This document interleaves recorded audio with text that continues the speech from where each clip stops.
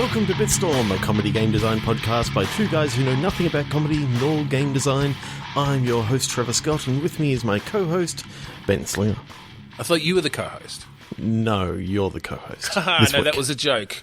I do know stuff about comedy now because I took a comedy class. Comedy 101. It's all about timing. Misdirection.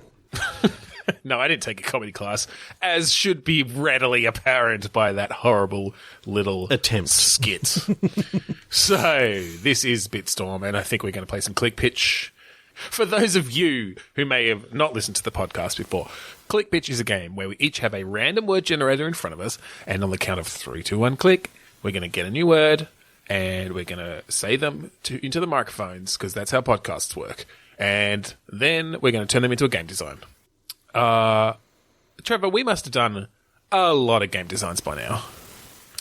Yeah, someone count them up for us. Somebody count them up for us. Go through all 85 episodes, plus the little Click Pitch classics. They count. Don't count the ones where Ben's not on it, though. We just want the ones where Ben and I come up with stuff. Well, just break it down into different segments. Give us all the statistics you can. One day I'll do this with my copious amounts of time. All right, let's play Click Pitch. 3, 2, 1. A click. Family. Loophole. What a surprise. Don't give away the behind the scenes. Because you make me do editing, you bastard. I love making your edit more difficult. Although you just leave shit in, so it's whatever. Hi, everyone listening to this bit that should really have been cut out. It's family and loophole. So, is there... I kind of like the idea that someone has made their way into a family via some technicality, like some loophole in law. And so there's this family member that nobody else in the family wants there, but they have to begrudgingly accept them because they bring out their little pocket constitution and they're like, you can't kick me out. I don't know where the game is. Just because I was the child of, I'm still the child of your father. He just donated sperm. I'm still part of the family. Wait, I'm getting confused. Right, okay, so it's a sperm donor kid. Yep, who finds out that he's who finds the father child. and just worms his way into their family. As far as he's concerned, he's got DNA links to the family. The father's really, really rich. Okay. Broke it big after donating sperm many years ago. Pulled himself down the, up to donate sperm and then pulled himself up by his bootstraps. Invented, Facebook or Google or something like that. What he invented is a social network for sperm donors and to find the best places to donate sperm. It's like a site where it's you put in your because you want to do it anonymously, so you put in your fake name. You put in how many milliliters of semen you in one ejaculation, your location, and it gives you a list of places and how much they'll pay. And the whole semen market just took off because of this, because there was more competition. And yeah. So you play the sperm. You play the sperm donor's kid. Okay, so you're trying to work your way into this family. Yep. Oh, I like the idea of stealth mechanics, but you have to try and get DNA off the dad to get some hard evidence that you are genetically related. Okay, so I'm picturing that the very first level, I'm thinking levels, even though it's, sort of maybe the first act, is you're a waiter at a party. Okay. And for a fact that your dad is here somewhere. Oh, because you've never met him. Because all the photos on this social sperm network are blurred out. Or they're from 18 years ago or longer. It's weird that they ask you to upload a photo just to blur it out, but there it is. So I'm picturing that you got to, sort of give drinks to each of the 6 billionaires at this particular. Yeah, because he's definitely going to be in the VIP room, the room, yep. what is it? The 9-digit room, the 10-digit room. So I'm The sort of 9 picturing zeros. it that you weren't that interested, but your partner in crime, which happens to be Also, your love partner. yeah. Yeah. It doesn't matter what sort of partner it is. It's just, they've sort of said, oh, you've always wanted to know if what your dad was, who your dad was, and what sort of person he was. But I like the idea that they're sort of egging you on at the start, but that you start realizing that they're sort of a gold digger. Right. Okay. So there's actually right. So they're pushing you just for the money, and so there's a big dramatic scene later on When you realize, it's more blood is thicker than water sort of thing. It's more about the family. And so once you finally find the guy who invented Spermster,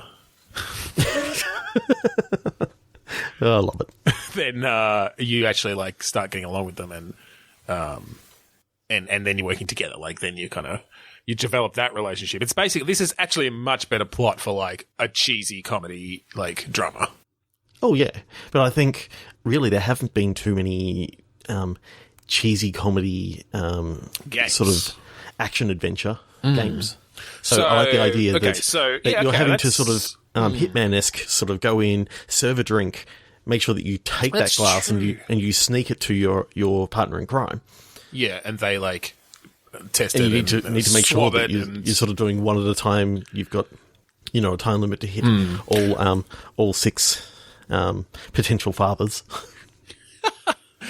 That's true though. There aren't many comedic games with these sorts of mechanics. So that is actually really interesting. But yeah, that's cool. So yeah, you have to make your way around, and each of them are in different situations where there is an opportunity for you to get their DNA. So one of them is underneath a stairwell, and so you can kind of do a move to. No, I was just gonna say to reach down and pluck the hair. I'm just thinking they're under a stairwell because they're agoraphobic or something like that. So they just need to be in I just meant they happen to be having a conversation there. Maybe you have to lure them there. And then dad number 2, you find out the type of whiskey that they're into, and that they're a huge alcoholic, and so you go and get their saliva off literally the bottle, the rim of the bottle. And then the third one you find out is a huge sex addict. And so you have to go and get a used condom from the bedroom where they were just had a huge orgy, but you have to figure out which one is his. But you know that he likes fluoro pink rubbers. See, I wasn't thinking that for the third one. I was thinking, the third one is the one that keeps on trailing the guy with the hors d'oeuvres. Sort of he's always going after the food because he's I'm just picturing that he's stick figure thin, but it's he's continually eating. And so it's actually dangerous because you try to get a swab in his mouth and you just might chew your finger off. And then he goes crazy because he's tasted human blood. And you're like, that's my dad. All right, 3, 2, 1, click. Toggle. Virus. I like the idea. I like the idea of a virus that's turned on and off by some sort of external thing, as in the effects of it are toggled by cold or heat or electricity or sex or eating a fucking Vegemite sandwich, like in Possum Magic. Okay, so I'm picturing it's a game sort of similar to Superhot. Okay. So it's sort of a slowed down thing. This virus that got injected into you, basically allows you to see, sort of like Superhot, in which, when you can move your head around and nothing much happens, but as you move your hands and that sort of stuff and you move the body, time sort of skips forward. Okay. I like the fact that, it's giving a physical reason as to why you can. You know what could be cool with that? Yeah. I was just thinking, I like that idea of controlling time. Now, you know how in Superhot, as you just said, when you turn your head or move your body in particular, it goes faster when you move your body, time goes forward. What if it was a similar sort of thing, but you could move time forwards and or backwards based on the position of, your left hand or something, or maybe like your head in space, or I don't know, like there could be different ways that you control it. But yeah, I love that idea of like, okay, shoot it. Like, oh shit, I missed. All right, just rewind time a bit and re-aim and move forward a bit. I guess the challenge with that would be like, how do you make it so it's not completely overpowered that you can just redo everything? Well, as you said before, being toggled by heat and movement and that sort of stuff. So I'm picturing that different modes of the virus kick into place. So a temporal sort of thing is happening when it's slightly chilly, but when it's hot, then you get some other sort of power that comes to the front. So did you ever play Braid? Yes. Now that was a game that messed around with time a lot, and every world had a different way that it messed with time. Yeah. I like the idea that, like a different thing toggles this virus into a different mode, so that, maybe one area is just standard kind of super hot sort of thing where as you move, time moves. And then the next one is, okay, now in this area, you've got forward and backward. And so, you could really design the areas around, okay, the player's going to be able to just go backwards. But of course, if they actually get shot, like they die. So, it's still difficult because you actually, you put a bunch more enemies around and it's literally like, oh shit, okay, you got to remember where they all are, go back a step. All right, one's going to come from here, one's going to come from there. Oh shit, there's another one over here. Okay, go back, try it again. And then the third could be like, I kind of like the idea that when you kill an enemy, time resets. Like, so you've got, like, I'm just picturing... You've got to work out a way of killing them all at the same time. Basically, yeah. I'm just picturing a way that, like... Well, I don't know if they come back, but, like, picturing an area where, like, 10 people all come out at the beginning, like, super fast. There's no way, obviously, that you could kill them all before they get you. But there's one that's close enough, right? And you kill them and time resets and now they're dead. But, so you sort of got to figure out the sequence almost. Or maybe they're not dead. Maybe it's that there is a sequence where maybe time freezes, or maybe like maybe when you kill someone, some sort of blast goes out and destroys all the bullets that are heading towards you or something. Mm-hmm. I also like the idea that you can, another one of the mechanics that I remember seeing from Braid was that you had like the mirror person. So you did something, and then you rewound time, and a mirror version of you continued doing that one thing, and then you could do a second thing at the same time. So well, maybe that's what that one could be. Maybe it's that you do have to find a way to kill them all, like in that first 2 seconds, because when you manage to kill one, it creates a copy of yourself that does that every time. Then, so maybe it's like, the first second that you get there, you have to go, all right, okay, shoot that guy. And then you just die. But you restart, and it's like, all right, now that's happening. So I know that if I can then move over here, I'm going to dodge that bullet and then shoot that guy. And so you see this, like by the time you've done them all, it's this grand ballet of all these different things happening simultaneously. It's like basically, it's fucking Agent Smith from the Matrix moving, like that sort of all the different versions moving in different directions at once, how they sort of... Yeah, I like the idea that you can actually have, like, okay, in this loop, I'm going to block the bullet that kills my first self, block that one, and shoot the guy across here, and so therefore now that goes. Yeah, well, you could definitely do some causality stuff there, and there have been a lot of you games. Got to keep your hand out of the way. You got to keep your hand out of the way from your own bullets, because you can still get hit by them. Yeah, you could definitely figure that out. Like, and obviously, if you create a paradox, then there's a failure state or something, but. Or at least even for that though we round. haven't actually said it yet, by the way, this is in VR. Oh, I was just assuming. Yes, absolutely in VR. Sorry, you said Superhot, and I've only been playing Superhot in VR lately. So in VR, I know, yes. But then I remembered. You're right. We didn't. We haven't actually said it, even though we both went there. Yeah, sorry. This is definitely VR. Absolutely. Sorry, Sammy. And I like the idea. Well, because you were saying the mirror person, and what I actually thought of in that case was not what you were saying there. But do you remember in Rick and Morty Virtual Reality? Where you had to control the Mr. Meeseeks. Yes, and you could see them just in front of you. You could see them in front of you and they were copying exactly what you were doing. I like that idea that there's 1 or 2 or 3 other versions of yourself that are in different positions around the level and are copying your relative movements. And so you have to coordinate all that to take out all the enemies. Oh, but in that level, you're in like a security room and you've got security monitors around and you can only see like your character on the monitors. Like on the monitors. Oh, God. That'd be really interesting, actually. It's like then you're sort of playing a third-person game, except multiple of them at once, and you're in VR. And you have to be shooting people in your actual location as well. And the monitors are like facing away from the door, so people can be coming in from behind you. So you got to turn around and shoot them, but you got to be facing the monitor to shoot the, and also I love people on the actual. I love the idea that as you're that's the thing. Like you're moving your hands to control the arms of the versions of you on the monitor. If you pull the trigger, it's still gonna fire your gun too. It fires all the guns. It fires all the guns. So you have to make sure not to be like pointing at one of the monitors you're looking at, because now you're blind. Now you're doing it blind. Oh, God. Or maybe it's like you have to maybe it's that, because your gun could be unloaded, right? Like if you've used up all the bullets, or you've unloaded the gun in your right hand, that's only for the version of you that you're controlling. The other ones still have all their bullets in. So, or if they all have different clip levels. Yeah, you got to keep track of them all. Oh, God.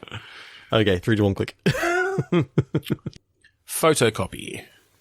Recall. Okay. Let's try to come up with something that's actually like I feel like we do a lot of world building lately. I'd like to do something mechanics heavy, more around the actual game mechanics. So like Recall is an interesting one. I could see something around like, well, and maybe this is again, as I've said, like the last 3 weeks in a row, because I've been playing a lot of God of War, but like about being able to pull something back to you. But then photocopy obviously makes me think of, I don't know, a library or an office. I mean, when I think photocopy recall, I'm thinking that there's a photocopier at the office that is being recalled because it is a fire hazard. Okay. Sort of thing. Well, I was thinking memory. Maybe it's like, and this isn't mechanics based, this is story based, but maybe you're a temp, and you get a job in a really boring office, and one day you're in the copy room making copies, and you spill your coffee on the photocopier, and you get electrocuted. You get electrocuted, and from that point on, anytime anybody photocopies something on that photocopier, it also appears in your memory, in your head. Okay. So you now have this superpower. It's a fairly mundane superpower. I'm kind of picturing, I don't know, maybe like a Quantic Dream style game. Okay. So you're able to get ahead in say the marketing and that sort of stuff because you know. Well, yeah, that's it. You can get trade secrets. You can get gossip from your coworkers. You can get next week's menu in the cafe. You know, I'm sure that'll come in handy for something. Now, a lot of printers in the office or photocopiers in the office are also act as printers, but I'm thinking that you don't get access to things that people just print. It has to actually be photocopied on the screen. Yeah. As in, like, they have to put it face down on the thing, and the light has to, and it has to, yes. Yep. So maybe part of the game is convincing people to photocopy things that they need copies of stuff. Because you want to know what's on that sheet of paper that Jeremy has from accounting, because like you really need to know for some other puzzle how much money. So you're in a dialogue puzzle with the CEO's Betty like office secretary. Paid. Yeah. And she's talking about how the boss gave her like a list of passwords that he's got. Yes. Because he can never remember them. He can never remember them, and you can sort of talk her into saying, well, you know what? It'd be great for, you to have extra copies on hand if you give him this sheet and then he loses it. And you can sort of go through those sort of conversations and sort of make it easy at first to. And then, funnily enough, that ends up with her going, "You're right. Can you make me a copy?" And she just hands it to you. You don't even need to use your power. You can just read it. You just read it. Yeah, but so I like the idea that obviously by this point you've used your insider knowledge to work your way up the ladder. Now you're in a high-powered executive meeting. It's like the final kind of scene, and you're like impressing the big CEO, And right at that time, it happens that Jeremy, again, fucking Jeremy, and Betty... Fucking Jeremy. And Betty from IT are getting it on the fucking photocopier. And so I thought you were going to just say Jeremy's doing a pressed ham on the... Well, he is, on the photocopy. while Betty rides him. And then they're just like doing all these different positions, and so you're getting tits and dicks and butts in your head, and you can't block them out. And crack. Total. And the connection's broken. Oh, not butt crack. No. You meant that they cracked the screen. And they cracked the screen and glass. They replaced the photocopier, and it doesn't happen. Right, anymore. That's the end. And then it's like at the end of the movie Big, where he's trying to find the Zoltan machine again. You're like, I've got to find this photocopier. I've got to get it fixed. I can't lose this superpower anymore. And it cuts to like 30 years later, and you've got like your grandchildren, and you're telling them a story, and all of a sudden you get an image in your head. Someone's repaired it. And it's another fucking press ham. God damn it, Jeremy. I know you had fun with Betty, but I didn't think the sentimental value was that high that you'd repair the photocopy you fucked on. Love it. All right. 3, 2, 1, click. Premise. Opening. Oh. So my mind immediately goes to like... Instantly. That was really quick. Instantly. It was really, really fucking quick. You're a real estate agent holding like an opening for a property. The premises. The premises. Mm-hmm. I like the idea that you've got 2 hours to sort of try and lead people through this house. All the while, you're trying to not let them see the murder room. Well, no, I wasn't thinking murder room. Not see the people that you got like tied up in the basement. Oh, so you're not even really a real estate agent. That's actually who is tied up in the basement. It's the real estate agents who are really selling this place. Yeah. So I kind of like the idea that it's sort of like it's a caper that's sort of gone wrong. You've come in to rob this house. Mm-hmm. The real estate agent has come through, and all of a sudden you've got to sort of try and talk people through the house. All right, I like this, except I say we don't tell the player immediately. Unreliable narrator. Yeah, that the player finds out.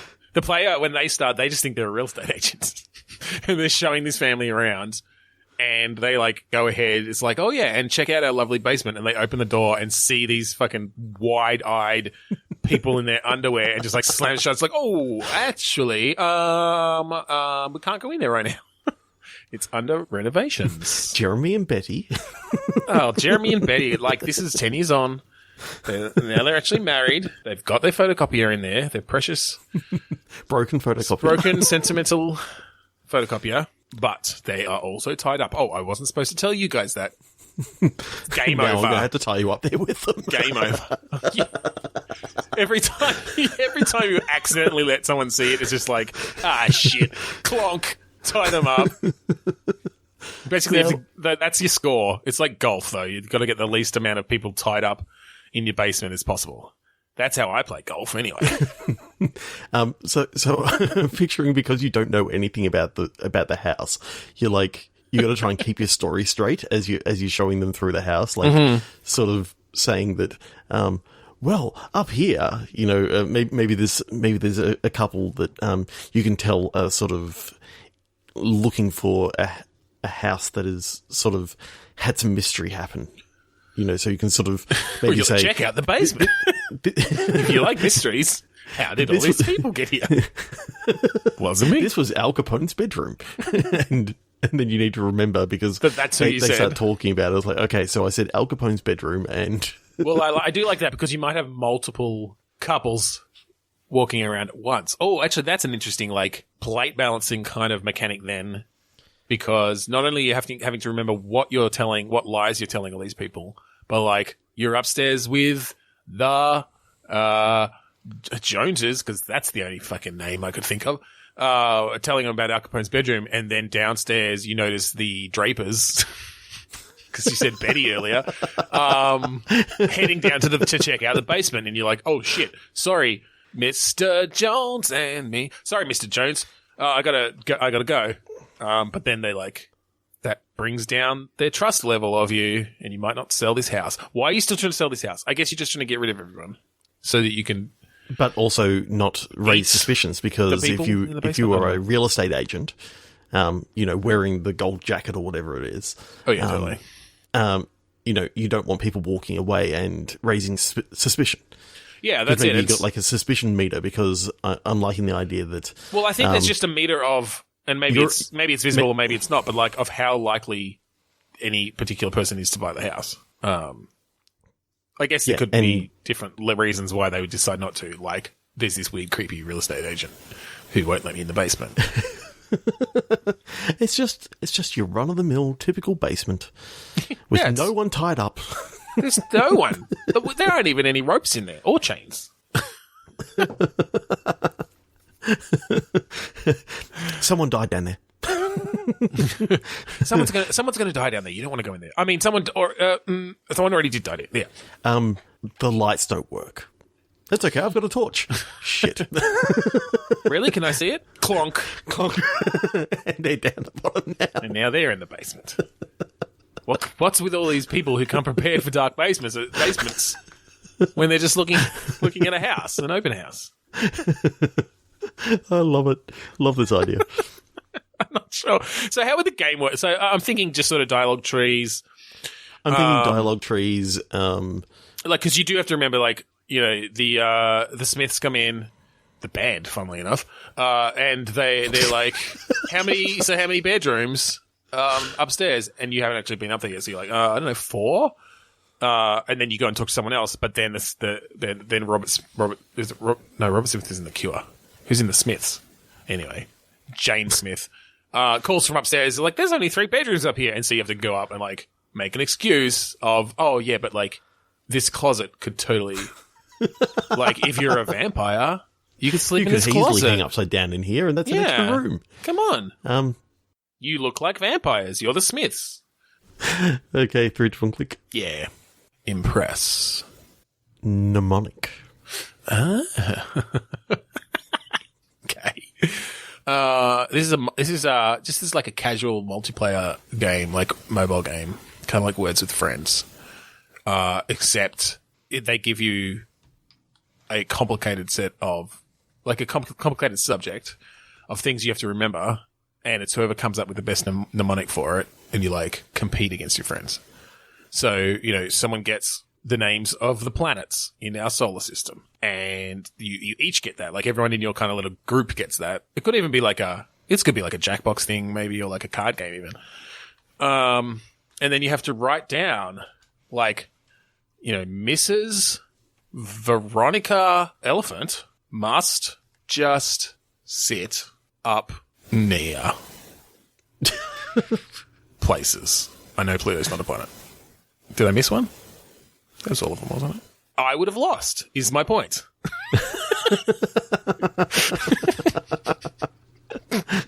You're going down this whole thing, and all I'm thinking the entire time is, how can I bring Johnny Mnemonic into this? Keanu Reeves, he's the host of the particular Jackbox game. It's Johnny Mnemonic, and they're like, all right, come up with an alternative to Sokotoa. The funniest one wins. Or the most memorable. Maybe it's that you have to come up with them, and then you have to play it a week later, and whoever's won, whoever remembers things. Well, you play 100 in a row, and it's like, okay, who remembers the mnemonic from the first game that you played like 3 hours ago? And that's how you get points.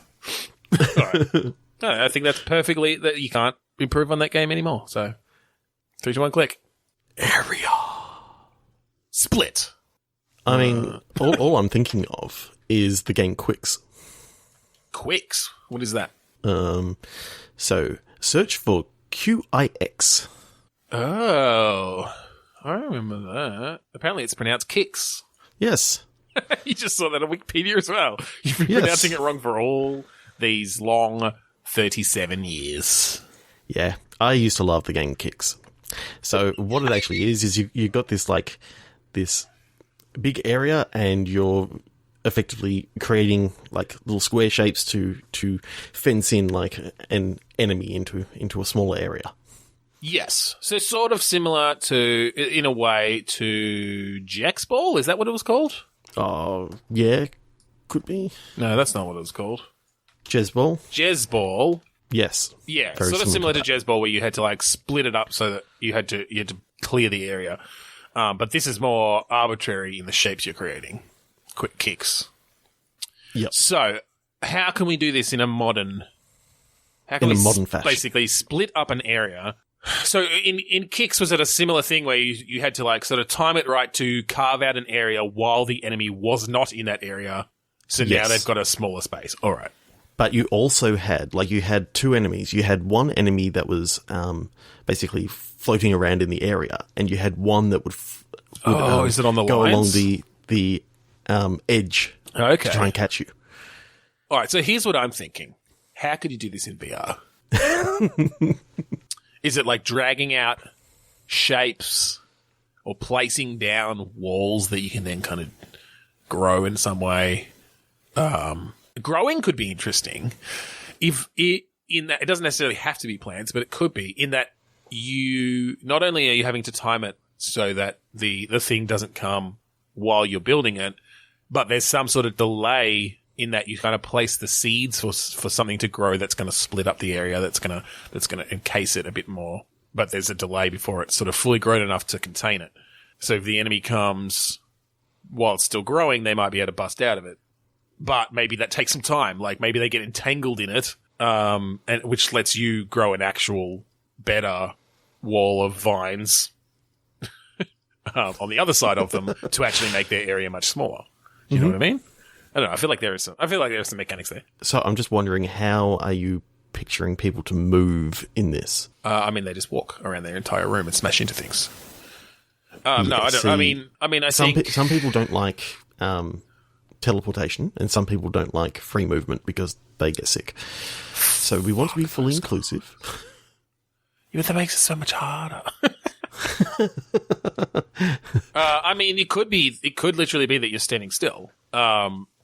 Maybe you're like in the center of this area and you've kind of got a gun that shoots out the seeds. And there's this enemy bouncing around predictably. And if it comes near you, also, you have to like duck out of the way. So, room scale, but okay, within that area. So I kind of like the idea that you've got, the ball or whatever it is that's bouncing around the area. Yeah, the enemy. It's effectively a bunny rabbit. Okay. And you're in the center of the area. It's a 360 sort of environment. Yep. You've got basically a seed spreader. Yep. That you're firing off. In this particular environment, the seeds take root really, really quickly and actually grow into carrots really quickly. Oh, into carrots. And what you're trying to do is actually get the majority of the area filled with carrots. Filled with carrots. Okay. Without the bunny rabbits, and I say bunny rabbits because you got to try and keep them busy with maybe firing off one or two carrots in their direction before they go and... Right. I do like that. I'm just trying to think of whether... Because I was starting to think what could be interesting is you've got a seed gun in one hand and like a hose in the other hand. So, and these particular seeds do like, they do take effect quickly and they do start growing, but if you spray them, they're going to grow faster. And I don't know if you've got unlimited water, but it's more about then you've got that extra thing. It is about timing. They do start growing straight away and you don't want the bunny to come and get through. Here's a little wrinkle on your hose. All right. You've got a switch on the hose. One is for growing and the other switch is for basically... Well, shooing away. But if you spray the bunny rabbit with the growing one, literally the rabbit starts growing. So you really have to be careful. And I'm thinking maybe grow and slow.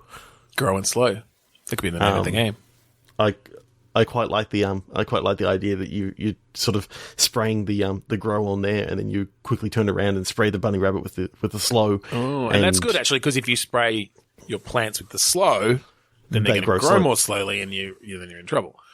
Yeah, that's cool. I like the idea that you've got to sort of also be paying attention to how big the carrots are getting, so that you've got to maybe put the slow down on some of the carrots to stop it from growing so fast, because you don't want it. Well, because I think we need a mechanic there where you have managed to finish an area, as it were, and that means the bunny can't get in there at all, right? Because otherwise you're having to sort of deal with your whole space all at once, and you do lose that sort of section. So maybe once you sort of fill a space of a certain shape with large enough carrots, it like a fence comes up, like a fence goes up around that or something.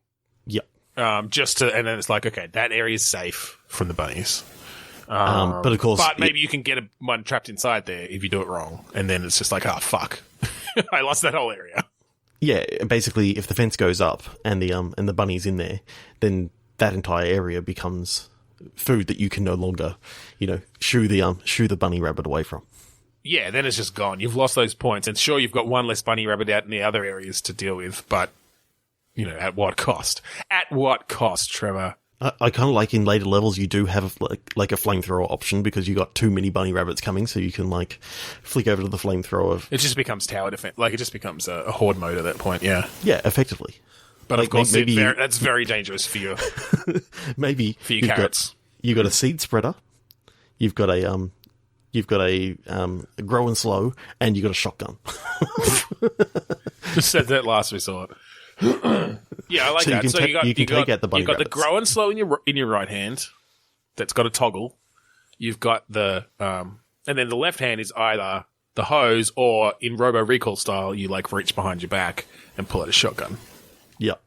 Yeah, I like that. Yeah, I like it too. I like the idea that you've got to use the two hands to reload it, and sort of maybe it's a pump action, sort of like so like you actually have to put down. Yeah, okay. Well, I like the idea that you're that actually both your hose and your grow and slow are like on, like they've got hoses attached to them. So yeah, so when you let them go, they like go and like suck like a vacuum cleaner cord back to your hips. That'd be cool. Yeah, I really like that. You got the grip buttons on your thing, and you just let it go. Yep, exactly. That'd be fun. I'd play that. You got the same for the shotgun. Like you take it over your it's got a cord coming out of it. You just got a cord over the top that just sort of goes over your right or left shoulder, depending if you're right or left-handed. Funnily enough, actually, it's got a cord, but it's not retractable. So like you let it go, and it just like hangs down by. It just hangs over your shoulder. You actually have to then reach down, pick it up, put it back. Have to put it back and use. Yeah, I really like that now. All right. Bridge one quick. Yeah, that thing. Specification. Chest. So you really, really want to store some things. Exactly.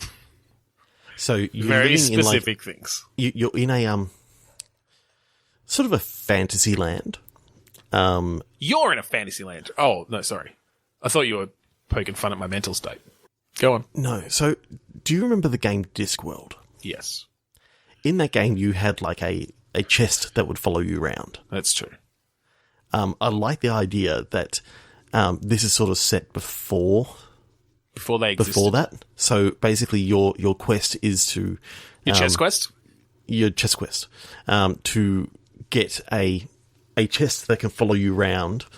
So you're looking for the specifications for the chest, and then you're eventually going to build the chest, and that's like leading into how the chest got created, and then eventually went on to Rincewind. That is the best chest quest I've ever heard. So it's actually a Discworld prequel. Yeah, I like the idea that it's set in Discworld. Sure. So it's the origin story of the chest. Yes. So you're a chest maker, builder. I think because the chest does move around, you may be a necromancer, either necromancer, or you're a sorcerer, or you're a wizard, or some sort of enchanter. Yeah, and maybe your whole powers are just enchanting things. Sure. Okay. Throughout this, so it's in VR. No, it doesn't have to be VR. No. What? I see this as if the chest is your kind of final goal. Mm-hmm. What are you doing up to that point? You're enchanting other things? Yeah, You're so I think trying to figure out the recipes for getting legs on inanimate objects? Yeah, so maybe it starts off with like you can apply chicken legs to like a piece of fruit or something like that. Well, I like the idea that maybe the effects are a bit more uncertain than that. So you're not just like putting chicken legs on a thing. It's like you have to mix some ingredients together and throw them at something. And that's kind of where I was thinking VR. Because I feel like the physicalness of mixing potions, of throwing them at things and seeing what happens would be fun. But like you take a dollop of salamander goop and robin's egg that was laid on the full moon, and you put them into a beaker, and then you put in a drop of horse tears and mix it all around, and you throw it at that apple. And blop, but blop, I think one of the biggest problems is because you don't have a chest, you can only fit like 3 things in your pockets. Oh, so you have to go and hunt for these things. So as part of the quest sort of thing, you start sort of doing, I'm thinking like typical graphic adventure sort of inventory puzzles, but you got very limited inventory space. Right. Because all you've got is like a chest in your room that can store a lot of stuff. You can store as many things in that chest as you want, but it's but it doesn't move, and it's too heavy to move. Static. And so he immediately comes up with the idea of, I need to get legs on this thing and get it to become sentient so it can follow me around. Yeah. Well, yeah.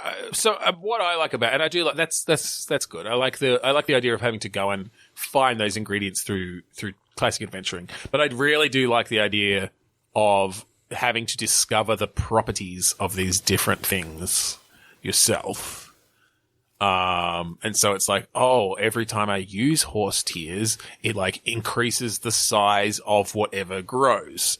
Mm-hmm. So, you put in too many horse tears, and next time the wings that were attached to the candlestick that I tested it on are huge.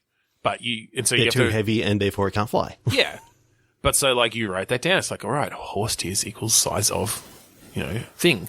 And then you've got different types of legs, wings, arms, maybe eyes. Like you literally, you make a potion and test it on something and it just grows eyes. So I'm liking the idea. For the rest of the game, it's just like watching you. Well, I'm liking the idea that, maybe the color of the horse matters as well. Oh, that you took the tears from? Yep. And also what story you told it to make it cry. Maybe not that far. But unicorn tears do, like, even crazier things. Oh, yeah. Well, I mean, why wouldn't they? Like, maybe it just turns them rainbow and adds a horn. That's actually the only difference. Otherwise, they're just like regular horse tears and just affect the size. But also, they get colourful and horny. Colourful and horny. Okay, so every good story needs an antagonist. Mm-hmm. So what I think happens is very early on, one of your early experiments is you turn, like, I'm sort of leaning towards a carrot again, but maybe you turn an onion to become anthropomorphic. I was thinking almost the exact same thing. That even throughout the game, like, I like the idea that, early game, you're testing a bunch of things, and you find the one thing that makes something sentient.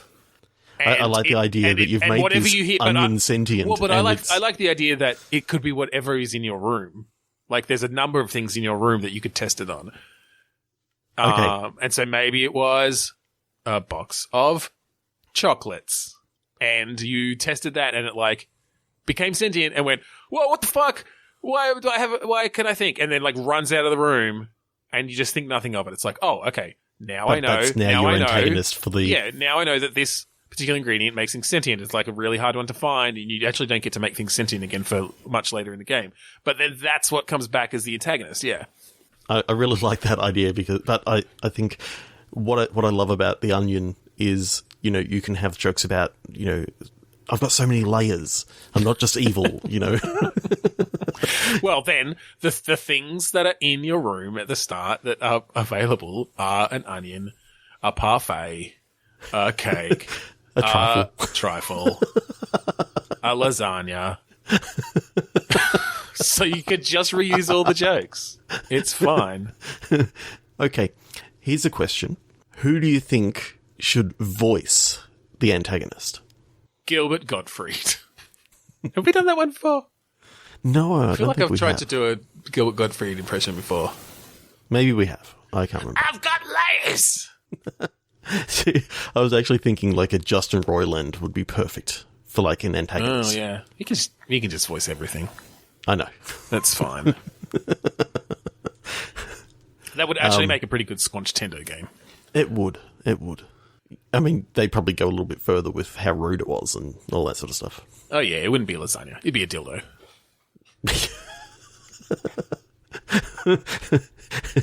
How's they got layers? It's a very special dildo. Okay, 3, 2, 1, click. One more. Okay. Yeah, we shouldn't end on dildos. Repulsion. Lawyer. Yep. I'm repulsed by lawyers. Repulsion and lawyer. All right. Maybe you are a lawyer, and your client has invented hoverboards, but it turns out they're super dangerous. All these people have injuries from them, especially from falling into lakes because they didn't have power. And it's basically like Papers, Please, except you're doing lawyer stuff.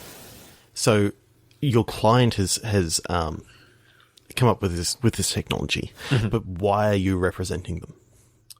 What went wrong? Yeah. Well, that's what happened to that 8-year-old kid that no one's really talking about, but you know that's the reason why this court case is coming up. I mean, he hovered all the way into the sun. It was just too much hovering. Yep. He just hovered too hard. It turns out it was on the adult setting, not the kid setting, and That's it just right, just repulsed all the way to the sun. Totally. Everyone saw it. It was horrifying. Somehow it was going so fast, it made it right through the atmosphere. Lived until he hit the sun. Like, that's what was bizarre. And that's the thing. I think that is a much better idea than the idea that I was coming up with. Do you want to tell me about it anyway?